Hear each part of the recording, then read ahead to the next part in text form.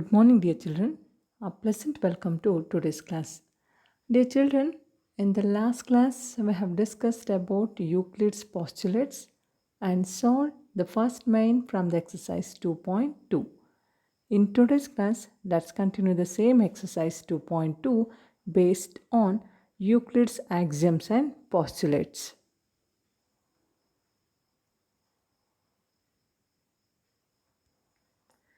Yes, this is the second main, children. Give a definition for each of the following terms. Are there other terms that need to be defined first? What are they and how might you define them? So here we have to give a definition for each of the following terms. So ಇಲ್ಲಿ ನೀವು ನೋಡ್ತಿದ್ದೀರಲ್ಲ ಒಂದಷ್ಟು ಟರ್ಮ್ಸ್ನ ಕೊಟ್ಟಿದ್ದಾರೆ. ಇದೆಲ್ಲ ಒಂದು ಟರ್ಮ್ಸ್ಗೂ ನಾವೇನು ಮಾಡಬೇಕು, ಡೆಫಿನೇಷನ್ನ ನಾವು ಬರಿಬೇಕು.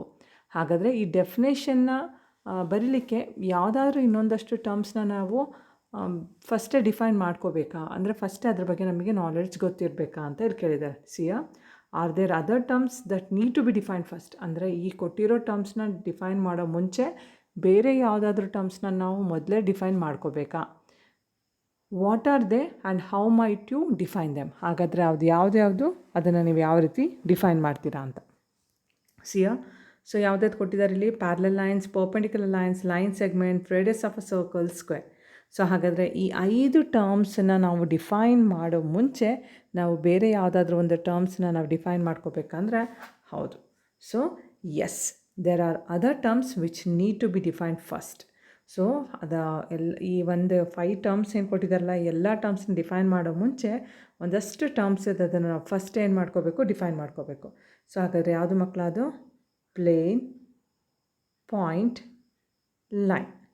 Okay, so plane, the flat surfaces in which geometrical figures can be drawn are known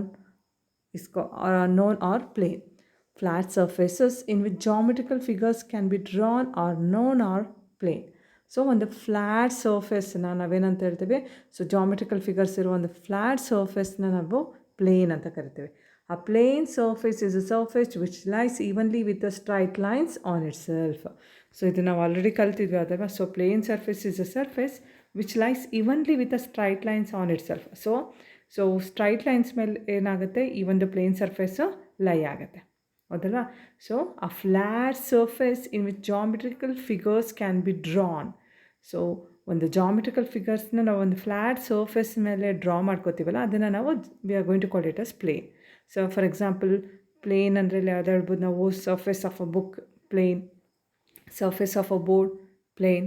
okay, ಅದೆಲ್ಲ ಫ್ಲ್ಯಾಟ್ ಇರುತ್ತಲ್ವ, that flat surface on which we can draw the geometrical figures is called plane. Next, point. dimensionless dot which is drawn on a plane surface is known as a point. A point is that which has no part. So ಇದನ್ನು ಕೂಡ ನಾವು last ಕ್ಲಾಸಲ್ಲಿ ಏನು ಮಾಡಿದ್ವಿ, discuss ಮಾಡಿದ್ವಿ, ಹೌದಲ್ವಾ. So dimensionless, dimension in the sense what? So length, breadth, height, ಇದನ್ನು ನಾವು ಡೈಮೆನ್ಷನ್ಸ್ ಅಂತ ಹೇಳ್ತೇವೆ.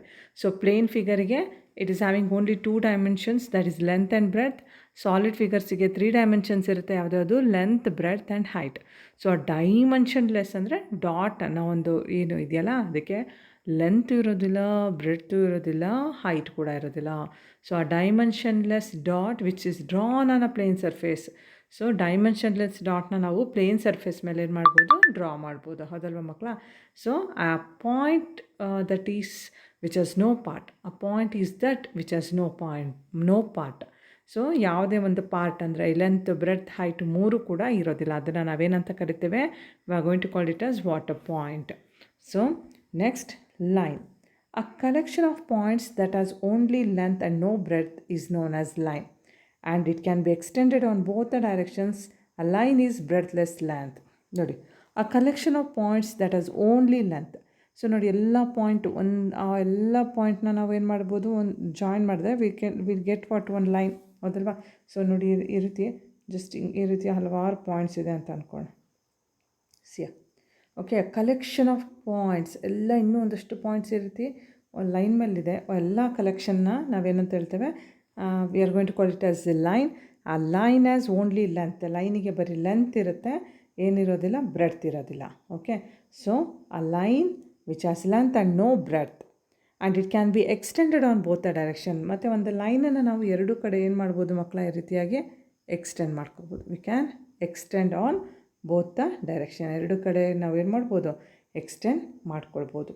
Okay, a collection of points that has only length and no breadth is known as a line, and it can be extended on both the directions. A line is breadthless length. So ಲೈನಿಗೆ ಏನಿರೋದಿಲ್ಲ, breadth ಇರೋದಿಲ್ಲ. Okay, so let's recall it once again. Plane means what? It's a flat surface in which a geometrical figures can be drawn. So on the flat surface ಅಲ್ಲಿ geometrical figures ನ draw ಮಾಡ್ತೀವಲ್ಲ, ಅದನ್ನು plane ಅಂತ ಹೇಳ್ತೇವೆ. Okay, next, a dimensionless dot which is drawn on a plane surface is known as point. So length, breadth, height ಮೂರು ಇಲ್ದಿರೋ ಒಂದು ಡಾಟನ್ನು ನಾವು ಆ ಒಂದು ಪ್ಲೇನ್ ಸರ್ಫೇಸ್ ಮೇಲೆ ಡ್ರಾ ಮಾಡ್ತೀವಲ್ಲ, ಅದನ್ನು ನಾವು ಪಾಯಿಂಟ್ ಅಂತ ಹೇಳ್ತೇವೆ. Next, line, a collection of points that has only length and no breadth is known as a line. So a collection of points that has only length. So ಬರೀ length ಮಾತ್ರ ಇರುತ್ತೆ, ಹೀಗೆ ಒಂದು ಲೈನಿಗೆ ಬ್ರೆಡ್ತ್ ಇರೋದಿಲ್ಲ. The collection of points that is only length and has no breadth is known as line. Okay, so ಹಾಗಾದರೆ ಈಗ ನಾವೇನು ಮಾಡ್ಬೋದು, ಇದನ್ನು ಈಸಿಯಾಗಿ ಡಿಫೈನ್ ಮಾಡ್ತಾ ಹೋಗ್ಬೋದು ಕೊಟ್ಟಿರೋ ಒಂದು ಟರ್ಮ್ಸ್ ಹೌದಲ್ವಾ. ಸೊ ಇಲ್ಲಿ ಸೊಲ್ಯೂಷನ್ 2 ಅಂತ ಏನು ಬರ್ಕೊಳ್ಳೋದು ಬೇಡ, ಮಿಸ್ ಆಗಿದೆ ಅದು. ಎಸ್, ಸೊ ಹಾಗಾದರೆ ಈಗ ನೋಡಿ, ನಮಗೆ ಪಾಯಿಂಟ್ ಅಂದ್ರೇನು, ಲೈನ್ ಅಂದ್ರೇನು, ಪ್ಲೇನ್ ಅಂದ್ರೇನು ಅಂತ ಈಗ ನಮಗೆ ಗೊತ್ತಾಗೋಗಿದೆ ಹೌದಲ್ವಾ. ಹಾಗಾದರೆ ಈಗ ನಾವು ಅಲ್ಲಿ ಕೊಟ್ಟಿರೋ ಟರ್ಮ್ಸನ್ನ ಡಿಫೈನ್ ಮಾಡ್ತಾ ಹೋಗೋಣ. So first, parallel lines. If the perpendicular distance between the two lines is always constant, these lines are called as parallel lines. See here, if the perpendicular distance between two lines, as you can see here, two lines, L ಮತ್ತು N ಅಂತ ಎರಡು lines ಕಾಣಿಸ್ತಿದೆ.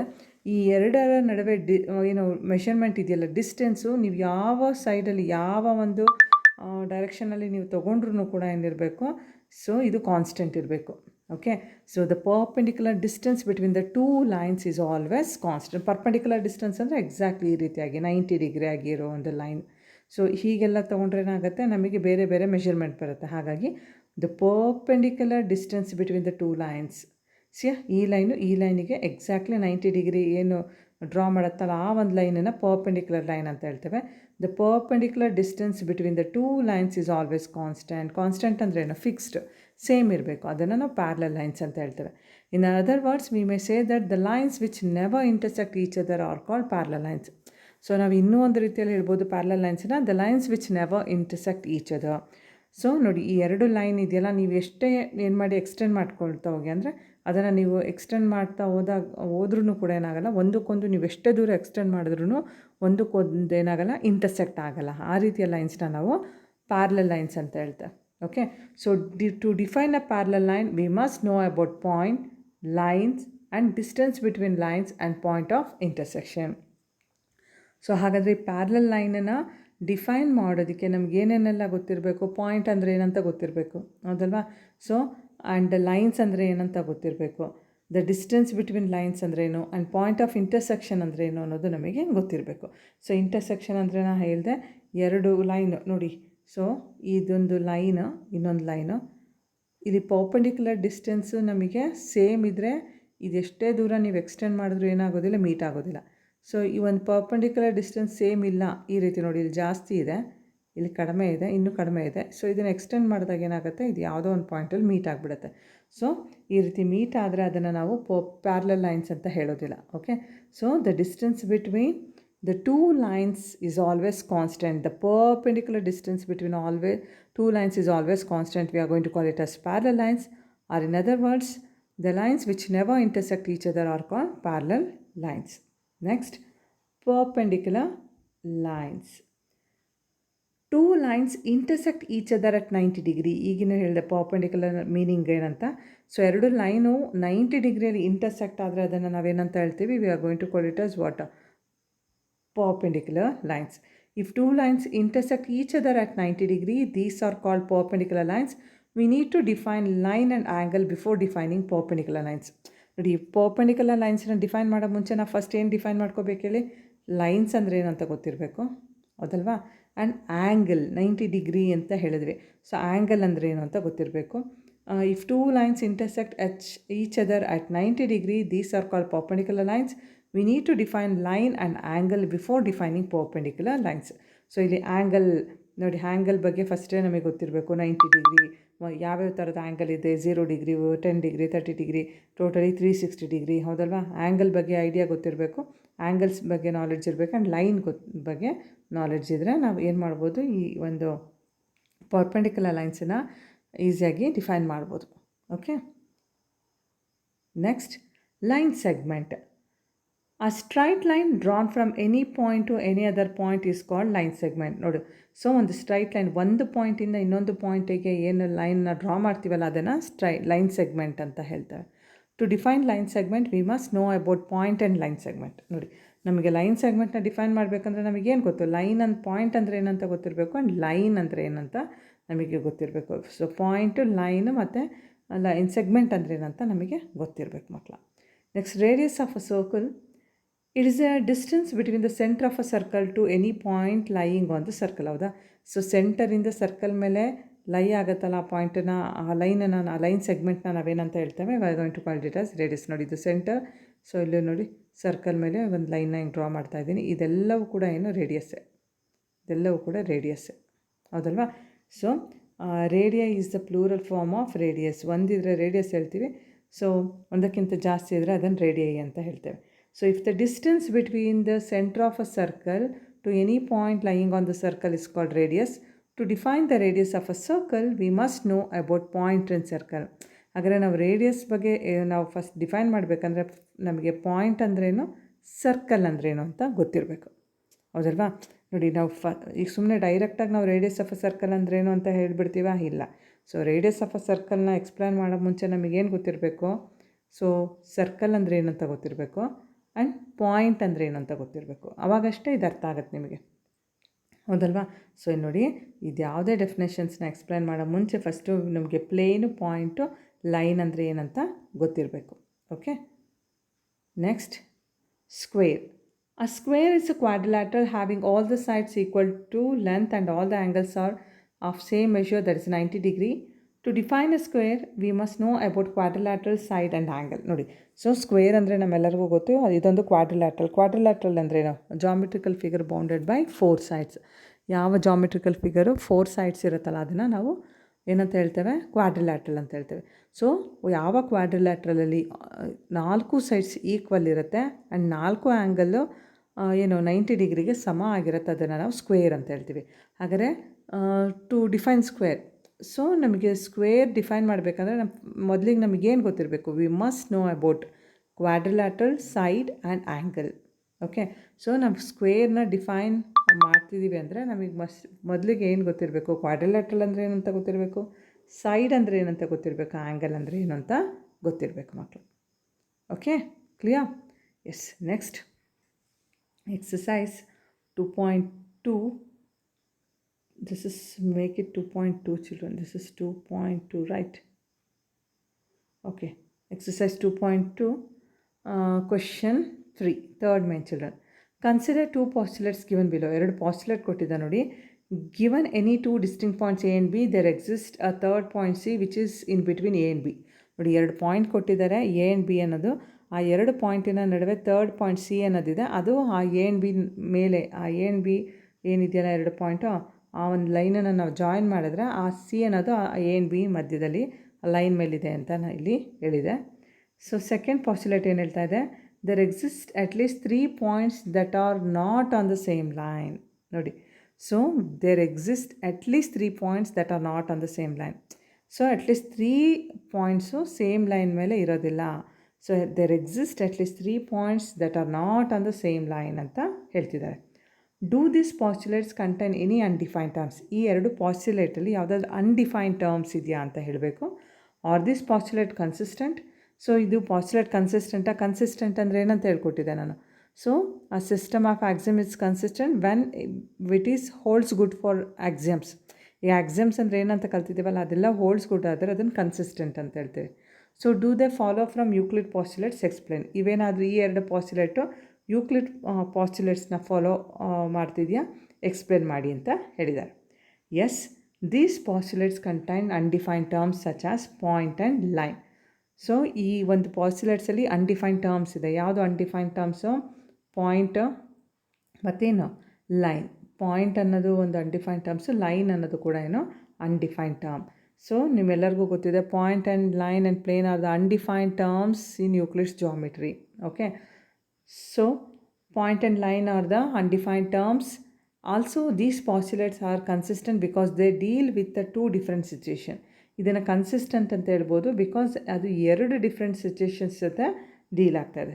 So first one ನೋಡಿ, says that given 2 points A and B there is a point C lying on the line in between them, whereas second one says that given points A and B you can take point C not lying on the line through A and B. So ಇಲ್ಲಿ ನೋಡಿ, so first one ಏನು ಹೇಳ್ತಾ ಇದೆ, which says that given 2 points A and B ಅಂದರೆ ಈ first postulate ಹೇಳ್ತಾ ಇರೋದು, given any 2 points A and B there exist a third point C which is in between A and B. So which says that given 2 points A and B there is a point C lying on the line in between them. ನೋಡಿ, so A and B ಅನ್ನೋದು ಎರಡು point ಆಗಿದ್ರೆ ಇಲ್ಲಿ, so ಆ C ಅನ್ನೋ point ಆ line ಮೇಲೆ A ಮತ್ತು ಬಿ ನಡುವೆ ಇದೆ ಅಂತ ಹೇಳ್ತಾರೆ. ಇನ್ನು ಸೆಕೆಂಡ್ ಪಾಸ್ಯುಲೇಟ್ ಏನು ಹೇಳ್ತಾ ಇದೆ, which says that given 2 points A and B you can take a point C not lying on the line through A and B. So no, these postulate do not follow from Euclid postulates, however they follow from the axiom. So ಇದು Euclid ಪಾಸ್ಯುಲೇಟ್ನ ಏನು ಮಾಡ್ತಿಲ್ಲ, follow ಮಾಡ್ತಿಲ್ಲ. ಇದು ಯಾವುದನ್ನು follow ಮಾಡ್ತಾಯಿದೆ, Euclid's ಆಕ್ಸಿಯಮ್ನ follow ಮಾಡ್ತಾಯಿದೆ.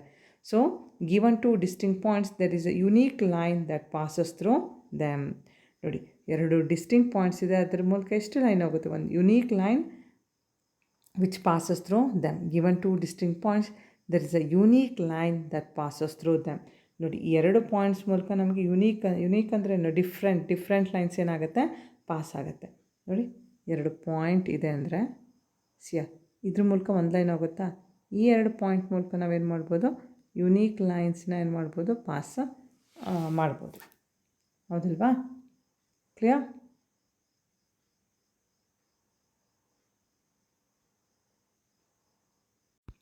Okay, clear children? So first postulate ಪ್ರಕಾರ ಎ ಆ್ಯಂಡ್ ಬಿ ಅನ್ನೋದು ಎರಡು ಡಿಸ್ಟಿಂಕ್ಟ್ ಪಾಯಿಂಟ್ ಅಂದರೆ ಸಿ ಅನ್ನೋದು ಇಲ್ಲಿದೆ, ಅದರ ನಡುವೆ ಇದೆ. ಸೊ ಅಕಾರ್ಡಿಂಗ್ ಟು ಇಲ್ಲಿ ಸೆಕೆಂಡ್ ಒನ್ ಏನು ಕೊಟ್ಟಿದ್ರು, ಸೊ ಅವ್ರೇನು ಹೇಳ್ತಿದ್ದಾರೆ ಅಂದರೆ there exist at least 3 points that are not on the same line. ಅಂದರೆ 3 ಪಾಯಿಂಟು ಒಂದೇ ಲೈನ್ ಮೇಲೆ ಇರಲ್ಲ ಅಂತ. ಬಟ್ ಇಲ್ಲೇನು ಹೇಳ್ತಿದ್ದಾರೆ, says that given points A and B you can take the point C not lying on the line through what A and B. So ಎರಡು point ಇದೆ ಅಂತ ಅಂದರೆ ಇಲ್ಲಿ ಸಿ ಅನ್ನೋದು ಮಾತ್ರ ಒಂದು ಪಾಯಿಂಟ್ ಮಾತ್ರ ಒಂದು ಲೈನ್ ಮೇಲೆ ಬರೋದಿಲ್ಲ. ಹೌದಲ್ವಾ? ಮೂರೂ ಕೂಡ ಒಂದೇ ಲೈನ್ ಮೇಲೆ ಬರಲ್ಲ ಅಂತ ಹೇಳಿಕೆ ಇಲ್ಲಿ ಆಗೋದಿಲ್ಲ. ಹೌದಲ್ವಾ? Clear? Next let us solve the fourth one. If a point C lies between 2 points A and B such that AC is equals to BC, then prove that AC is equals to half AB. Explain by drawing the figure. Notice, if a point C lies between 2 points A and B such that AC is equals to BC. ನೋಡಿ, A and B ಅನ್ನೋ ಎರಡು points ನಡುವೆ C ಅನ್ನೋ ಒಂದು point ಮಧ್ಯದಲ್ಲಿ ಲೈ ಆಗ್ತಾ ಇದೆ. ಸೊ ಎ ಸಿ ಅನ್ನೋದು ಬಿ ಸಿಗೆ ಸಮ ಆಗೋ ರೀತಿ ಸಿ ಅನ್ನೋದು ಎ ಮತ್ತು ಬಿಯ ನಡುವೆ ಲೈ ಆಗುತ್ತೆ ಮಕ್ಕಳ. So here we have to prove that A C is equals to half of A B. A C ಅನ್ನೋದು ಎ ಬಿಯಲ್ಲಿ ಅರ್ಧದಷ್ಟಿದೆ ಅಂತ ಪ್ರೂವ್ ಮಾಡಬೇಕು. We have to explain by drawing the figure. Okay, let us draw one figure. ಒಂದು ಲೈನ್ನ ತೊಗೊಂಡಿದ್ದೀನಿ, ಇಲ್ಲಿ A ಮತ್ತು ಬಿ ಅಂತ ನೇಮ್ ಮಾಡಿದ್ದೀನಿ, ಮಧ್ಯದಲ್ಲಿ ಸಿ ಅನ್ನೋ ಒಂದು ಪಾಯಿಂಟ್ನ ತೊಗೊಂಡಿದ್ದೀನಿ. Here A C is equals to B C. ಅವರು ಹೇಳಿದ್ದಾರೆ ಎ ಸಿ ಅನ್ನೋದು ಯಾವುದಕ್ಕೆ ಸಮ ಅಂತ ಹೇಳಿದ್ದಾರೆ, ಬಿ ಸಿಗೆ ಸಮ ಅಂತ ಹೇಳಿದ್ದಾರೆ. ನಾವು adding A C on both side. ಈಗ ನೋಡಿ, ಎ ಸಿ ಏನಕ್ಕೆ ಸಮ, ಬಿ ಸಿಗೆ ಸಮ ಇದೆ. ಈಗ ನಾನು ಏನು ಮಾಡ್ತಾಯಿದ್ದೀನಿ, ಎರಡು ಕಡೆ ಎ ಸಿನ ಆ್ಯಡ್ ಮಾಡ್ತಾಯಿದ್ದೀನಿ. So A C plus A C is equals to B C plus A C. ನೋಡಿ, ಎ ಸಿ ಆಲ್ರೆಡಿ ಇತ್ತು, ಮತ್ತು ಎ ಸಿ ಆ್ಯಡ್ ಮಾಡಿದೆ. ಇಲ್ಲಿ ಬಿ ಸಿ ಜೊತೆಗೆ ಎ ಸಿ ಆ್ಯಡ್ ಮಾಡ್ತಾಯಿದ್ದೀನಿ. So A C plus A C plus A C ಏನಾಯಿತು ನೋಡಿ, A C plus A C ಅಂದರೆ ಎ ಸಿ ಅನ್ನೋದು ಬಿ ಸಿಗೆ ಸಮ. ಹಾಗಾದರೆ ಬಿ ಸಿ ಬದಲು ಕೂಡ ನಾನು ಎ ಸಿ ಅನ್ಕೋಬೋದಲ್ಲ. So A C plus A C ಏನಾಯಿತು, ಎ ಬಿ ಆಗುತ್ತೆ. ನೋಡಿ, A C plus A C 2AC twice A C ಅಂದರೆ ಅರ್ಥ ಏನು, ಎ ಸಿ ಎರಡರಷ್ಟು ಅಂದರೆ ಏನಾಗುತ್ತೆ, ಎ ಬಿ ಆಗುತ್ತೆ. ಹೌದಲ್ವಾ? So A C plus A C ಬದಲು ಏನು ಬರ್ಕೊಂಡಿದ್ದೀನಿ, ಎ ಬಿ. ಇಲ್ಲೇನಿದೆ, B C plus A C ಹಾಗೆ ಬರ್ಕೊಂಡಿದ್ದೀನಿ. So A C plus A C A B, B C plus A C ಹಾಗೆ ಇದೆ. As it coincide with the line segment A B. ಹೌದಲ್ವಾ? So ಈಗ ನೋಡಿ, A C plus A C ಏನಾಗ್ತಾಯಿದೆ, 2AC. ಆಗಲೇ ಹೇಳಿದೆ, ಇಲ್ಲಿ ನೋಡಿ, A C plus A C ಏನಾಗ್ತಾಯಿದೆ, 2AC. So B C plus A C ಏನಾಗುತ್ತೆ ನೋಡಿ, ಬಿ ಸಿ ಪ್ಲಸ್ ಎ ಸಿನ ಆ್ಯಡ್ ಮಾಡಿದ್ರೆ ಏನಕ್ಕೆ ಸಮ ಆಗುತ್ತೆ, ಎ ಬಿಗೆ ಸಮ ಆಗುತ್ತೆ. ಹೌದಲ್ವಾ?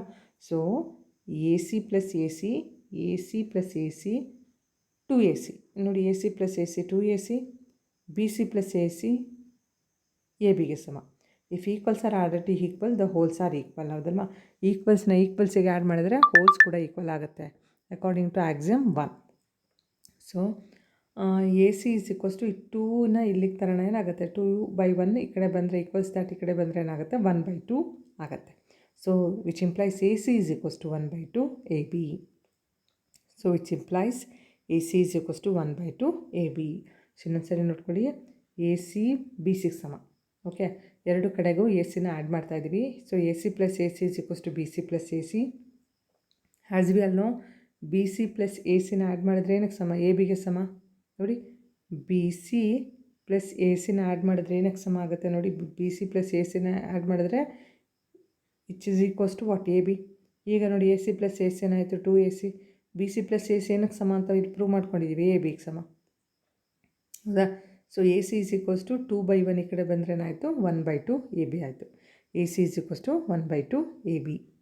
Next, fifth one. In question 4, point C is called the midpoint of the line segment AB. Prove that every line segment has one and only one midpoint. ನೋಡಿ, ಸೊ ಈ ಒಂದು ಕ್ವಶನ್ 4 ಅಂದರೆ ಲಾಸ್ಟ್ ಕ್ವಶನಲ್ಲಿ ಸಿ ಅನ್ನೋದು A B ಮೇಲಿರೋ ಒಂದು mid point. So ಒಂದು ಲೈನಿಗೆ ಎಷ್ಟು mid point ಇರೋಕ್ಕೆ ಸಾಧ್ಯ? ಒಂದೇ ಮಿಡ್ ಪಾಯಿಂಟ್ ಇರೋಕ್ಕೆ ಸಾಧ್ಯ. ಹೌದಲ್ವಾ? ಸೊ ಇಲ್ಲಿ ನೋಡ್ಕೊಳ್ಳಿ, ಎ ಬಿ ಅನ್ನೋದು ಒಂದು ಲೈನ್ ಸೆಗ್ಮೆಂಟ್, ಸಿ ಅನ್ನೋದು ಮಿಡ್ ಪಾಯಿಂಟ್. ಸೊ ಒಂದು ಲೈನಿಗೆ ಒಂದೇ ಮಿಡ್ ಪಾಯಿಂಟ್ ಇರುತ್ತೆ. ಸೊ ಇಲ್ಲಿ ಏನು ಹೇಳಿದ್ದಾರೆ ಅಂದರೆ, the point C is called the midpoint of the line segment AB. Prove that every line segment has one and only one midpoint. ಹಾಗಾದರೆ ಪ್ರತಿ ಒಂದು ಲೈನ್ ಸೆಗ್ಮೆಂಟಿಗೆ ಒಂದೇ ಮಿಡ್ ಪಾಯಿಂಟ್ ಇರುತ್ತೆ ಅಂತ ನಾವು ಪ್ರೂವ್ ಮಾಡಬೇಕು. Let the given line A B is having 2 mid point C and D. ಸುಮ್ಮನೆ ನಾವು ತೊಗೊಳ್ಳೋಣ, ಸಿ ಮತ್ತು ಡಿ ಅನ್ನೋದು ಎ ಬಿ ಮೇಲಿರುವ 2 ಮಿಡ್ ಪಾಯಿಂಟ್. ಸೊ ಒಂದೇ ಮಿಡ್ ಪಾಯಿಂಟ್ ಇರುತ್ತೆ ನಮಗೆ ಗೊತ್ತಿದೆ. ಬಟ್ ಈಗ ನಾವು ಊಹೆ ಮಾಡ್ಕೊಳ್ಳೋಣ, ಸಿ ಮತ್ತು ಡಿ ಅನ್ನೋದು 2 ಮಿಡ್ ಪಾಯಿಂಟ್ ಅಂತ ಊಹೆ ಮಾಡ್ಕೊಳ್ಳೋಣ. ಸೊ ಹಾಗಾದರೆ A C is equals to half A B. A C ಅನ್ನೋದು ಏನಕ್ಕೆ ಸಮ? ಹಾಗಾದರೆ ಅರ್ಧ ಎ ಬಿ ಅಲ್ಲಿ ಸಮ. ನೋಡಿ, ಎ ಬಿ ಅನ್ನೋದು full line segment. So A C ಅನ್ನೋದು ಎ ಬಿ ಅಲ್ಲಿ ಎಷ್ಟಿದೆ? ನೋಡಿ, ಎ ಸಿ ಅನ್ನೋದು ಎ ಬಿ ಅಲ್ಲಿ ಎಷ್ಟಿದೆ? ಅರ್ಧದಷ್ಟಿದೆ. ಅದೇ ಥರ ಎ ಡಿ ಅನ್ನೋದು ಕೂಡ ಎ ಬಿ ಅಲ್ಲಿ ಎಷ್ಟಿದೆ? ಅರ್ಧದಷ್ಟಿದೆ. ನೋಡಿ, A C is equals to half A B and A D is also is equals to half A B. Let it be equation 1 and 2. Subtracting 1 from 2. 1ನ್ನು 2ಇಂದ ಸಬ್ಟ್ರಾಕ್ಟ್ ಮಾಡೋಣ. L H ಎಸ್ನ L H S ಜೊತೆ, R H ಎಸ್ನ R H S ಜೊತೆ. So A C minus A D A D minus A C, ಯಾಕೆಂದರೆ 1ನ್ನು 2ಇಂದ ಮಾಡಬೇಕು. So A D minus A C is equals to half A B minus half A B. So A D minus A C, half A B cancel ಆಗಿ 0 ಬರುತ್ತೆ. ಅಂದರೆ A D minus A C is equals to 0. A D minus A C ನೋಡಿ, A D observe ಮಾಡಿ, A D minus A C, A ಡಿಯಲ್ಲಿ A ಸಿನ ಕಳೆದ್ರೆ ಉಳಿಯೋದೇನು ಮಕ್ಕಳ? C D. ಹೌದಾ? So A D minus A C is equals to what? C D. C D is equals to 0. So C D is equals to 0 ಅಂದರೆ ಏನು ಬರುತ್ತೆ? C D equals to 0 means C and D coincide. C ಮತ್ತು D ಅನ್ನೋದು ಒಂದಕ್ಕೊಂದು coincide ಆಗಿದೆ, ಅದು ಸಪ್ರೇಟಾಗಿಲ್ಲ. C ಮತ್ತು ಡಿ ಅನ್ನೋದು ಕೋಯಿನ್ಸೈಡ್ ಆಗಿದೆ ಅಂತ ಗೊತ್ತಾಗುತ್ತೆ. So thus every line segment has one and only one mid point. ಹಾಗಾಗಿ ಪ್ರತಿಯೊಂದು ಲೈನ್ ಸೆಗ್ಮೆಂಟಿಗೆ ಒಂದೇ ಮಿಡ್ ಪಾಯಿಂಟ್ ಇರುತ್ತೆ ಮಕ್ಕಳ. Next sixth one. In the figure if A C is equals to B D. ನೋಡಿ, ಎ ಸಿ ಅನ್ನೋದು ಏನಕ್ಕೆ ಸಮ ಇದೆ? ಬಿ ಡಿಗೆ ಸಮ ಇದೆ. Then prove that A B is equals to C D. ಹಾಗಾದರೆ ಎ ಬಿ ಅನ್ನೋದು ಸಿ ಡಿಗೆ ಸಮ ಅಂತ ಪ್ರೂವ್ ಮಾಡಬೇಕು. Given that A C is equals to B D. ನೋಡಿ, ಎ ಸಿ ಬಿ ಡಿಗೆ ಸಮ ಅಂತ ಕೊಟ್ಟಿದ್ದಾರೆ ಫ್ರಮ್ ದ ಫಿಗರ್. ಅಬ್ಸರ್ವ್ ಮಾಡಿ, ಎ ಸಿ ಅನ್ನೋದು ಏನಕ್ಕೆ ಈಕ್ವಲ್ ಆಗುತ್ತೆ ನೋಡಿ? A B plus B C. ನೋಡಿ, ವೆರಿ ಸಿಂಪಲ್. ಎ ಸಿ ಅನ್ನೋದು ಎ ಬಿ ಪ್ಲಸ್ ಬಿ ಸಿಗೆ ಸಮ ಆಗುತ್ತೆ. ಅದೇ ಥರ ಬಿ ಡಿ ಅನ್ನೋದು ಏನಕ್ಕೆ ಸಮ ಆಗುತ್ತೆ? B C plus C D. B D ಅನ್ನೋದು ಏನಕ್ಕೆ ಸಮ ಆಗುತ್ತೆ? ಬಿ ಸಿ ಪ್ಲಸ್ ಸಿ ಡಿಗೆ ಸಮ ಆಗುತ್ತೆ. ಹೌದಾ? So which implies A C ಅನ್ನೋದು ಬಿ ಡಿಗೆ ಸಮ ಅಂತ ಆಲ್ರೆಡಿ ಪ್ರೂವ್ ಮಾಡ್ಕೊಂಡಿದ್ದೀವಿ. ಸೊ ಎ ಸಿ ಬಿ ಡಿಗೆ ಸಮ ಅಂದರೆ ಎಲ್ ಎಚ್ ಎಸ್ಸಿಗೆ ಸಮ ಅಂದರೆ ಆರ್ ಎಚ್ ಎಸ್ಸಿಗೆ ಸಮ ಆಗುತ್ತಲ್ವಾ? ಸೊ ಹಾಗಾಗಿ A B plus B C that's is equals to B C plus C D. ನೋಡಿ, ಎ ಸಿ ಬಿ ಡಿಗೆ ಸಮ ಅಂತ ಪ್ರೂವ್ ಆಗಿತ್ತು, ಅವರೇ ಕೊಟ್ಬಿಟ್ಟಿದ್ದಾರೆ. ಸೊ ಹಾಗಾಗಿ ಆರ್ ಎಚ್ ಎಸ್ನ ಕೂಡ ನಾವು ಈಕ್ವೇಟ್ ಮಾಡ್ಕೋತಾ ಇದ್ದೀವಿ. So A B plus B C is equals to B C plus C D. C A B plus B C is equals to B C plus C D. Okay, according to Euclid's axiom, when equals are all subtracted from equal, the remainder also equal. ಹೌದಲ್ವಾ, ಈಕ್ವಲ್ಸ್ನ ಈಕ್ವಲಿಂದ subtract ಮಾಡಿದ್ರೆ reminders ಕೂಡ equal ಆಗುತ್ತೆ. ಈಗೇನು ಮಾಡೋಣ, ಈ ಎರಡು ಈಕ್ವೇಷನಲ್ಲಿ ಎರಡು ಕಡೆನೂ ಏನು ಮಾಡೋಣ, ಬಿ ಸಿನ ಸಬ್ಟ್ರಾಕ್ಟ್ ಮಾಡೋಣ. ನೋಡಿ, ಎರಡು ಕಡೆನೂ ಏನನ್ನು ಸಬ್ಟ್ರಾಕ್ಟ್ ಮಾಡ್ತಾಯಿದ್ದೀವಿ, ಬಿ ಸಿನ ಸಬ್ಟ್ರಾಕ್ಟ್ ಮಾಡ್ತಾಯಿದ್ದೀವಿ. Okay, subtracting B C both side, ಸೇರ್ A B plus B C minus B C plus C D minus B C. So ಇಲ್ಲಿ plus B C minus B C cancel, ಇಲ್ಲೂ ಕೂಡ plus C D minus plus B C minus B C ಇಲ್ಲೂ cancel, ಇಲ್ಲೂ plus B C minus B C cancel. ಇಲ್ಲಿ ಉಳಿದಿದ್ದೇನಾಗರೆ A B, ಇಲ್ಲಿ C D. Okay, so A B C D. Okay, ಸಿಯೋ this it's what cancel, ಇದು cancel ಆಗುತ್ತೆ. ಅವಾಗ ಏನು ಉಳಿಯುತ್ತೆ ನಮಗೆ, here will get what A B is equals to C D. ಇದಲ್ವ ನಾವು ಪ್ರೂವ್ ಮಾಡಬೇಕಾಗಿದ್ದು. Next, why is axiom 5 in the list of Euclid's axiom considered as a universal truth? Note that the question is not about the fifth postulate. ನೋಡಿ, axiom 5ನ ಯಾಕೆ universal truth ಅಂತ ಹೇಳ್ತೀವಿ, ಇದು fifth postulate ಬಗ್ಗೆ ಇಲ್ಲ. So ಏನು ಹೇಳುತ್ತೆ axiom 5? The whole is greater than the part. Let T is representing a whole quantity and only A, B, C are the parts of it. ನೋಡಿ, T ಅನ್ನೋದು whole quantity ಅಂತ ಅಂದ್ಕೊಳ್ಳಿ. So that's is equals to A plus B plus C. A, B, C ಅನ್ನೋದು parts. Clearly, T will be greater than all its parts A, B and C. So it is rightly said that the whole is greater than the part. ನೋಡಿ, T ಅನ್ನೋದು ಇನ್ನು hole ಪಾರ್ಟ್ನ ತೋರಿಸ್ತಾ ಇದೆ, A, B, C ಅನ್ನೋದೇನೋ ಅದ್ರ parts. ಹಾಗಾಗಿ ಇಲ್ಲಿ hole ಅನ್ನೋದು ಅದರ ಪಾರ್ಟ್ಸಿಗೆ ಏನಾಗ್ತಿದೆ ಗ್ರೇಟರ್ ಸಮ ಇದೆ. The whole is greater than the part. ಈ ಮೂರು ಪಾರ್ಟ್ಸನ್ನ ಆ್ಯಡ್ ಮಾಡಿದರೆ ಈ ಒಂದು ಹೋಲಿಗೆ ಸಮ ಆಗ್ತದೆ. ಸೊ ಹಾಗಾಗಿ ಹೋಲು ಈ ಸಣ್ಣ ಸಣ್ಣ ಪಾರ್ಟ್ಸ್ಗಿಂತ ಯಾವಾಗಲೂ ಗ್ರೇಟರ್ ಇರುತ್ತೆ. Okay, so let us consider another example. ಇನ್ನೊಂದು ಎಕ್ಸಾಂಪಲ್ನ ತೊಗೊಳ್ಳೋಣ. Let us consider a continent, let's Asia. Let us consider a country India which is belongs to Asia. Now India is a part of Asia and we can also observe that Asia is greater than India. So that is why we can say that the whole is greater than the part. This is true for anything in any part of the world. This is a universal truth. ನೋಡಿ, ಈಗ ಇನ್ನೊಂದು best example ಅಂದರೆ, so ನಮಗೆ ಗೊತ್ತಿದೆ Asia ಅನ್ನೋದೊಂದು continent. Asia ಕಾಂಟಿನೆಂಟಲ್ಲಿ ನಮ್ಮ ಒಂದು country ಅದೇ ಯಾವುದು, India. India is a country which belongs to Asia continent, ಹೌದಲ್ವಾ? ಸೊ ಏಷ್ಯಾ ಕಾಂಟಿನೆಂಟ್ಗೆ ಬಿಲಾಂಗ್ ಆಗೋ ಕಂಟ್ರಿ ಯಾವುದು, ಇಂಡಿಯಾ. ಸೊ ಹಾಗಾದರೆ ಇಂಡಿಯಾಗೂ ಆ ಕಾಂಟಿನೆಂಟಲ್ಲಿ ಕಂಪೇರ್ ಮಾಡಿದರೆ which is what big greater ಯಾವುದು? ಸೊ 100% ಯಾವುದು, ಏಷ್ಯಾ ಕಾಂಟಿನೆಂಟ್, ಹೌದಲ್ವಾ? So Asia is greater than India. Therefore, we can say whole is greater than part and it is universal truth. ಯಾಕೆಂದರೆ ಈ ಟ್ರೂತು ಯಾವ ಒಂದು ಪಾರ್ಟ್ ಆಫ್ ದ ವರ್ಲ್ಡಲ್ಲೂ ಕೂಡ ಏನಾಗುತ್ತೆ, apply ಆಗುತ್ತೆ. Great children? Yes. So, that's all for today's class, children. The remaining problems of this lesson are going to continue in the next class, children. Bye-bye.